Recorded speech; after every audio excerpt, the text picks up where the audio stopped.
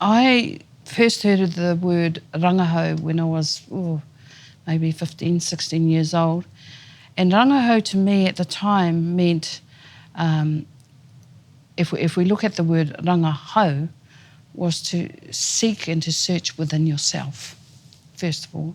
And why I say that is because I was working on a kete, and you know, with my mahi. In terms of my mahi, I was working on a kete whakapapa, which is a pattern kete. And what happened was I was wanting to put two different types of patterns of significance on the kete whakapapa, on two different sides of the kete.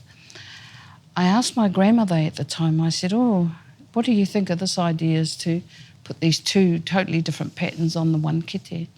And she went, ko haere ki te rangahau. So, and I didn't quite get what she meant by that. So a week later, I went back, I said, I think I know what you meant. It was really the significance of the patterns was that those two don't come together. So I had to seek within myself first why it is that she said that, rather than giving me, an answer with okay, away you go. But she was actually directing me. But she wanted me to find within myself. That's how I looked at Rangahau.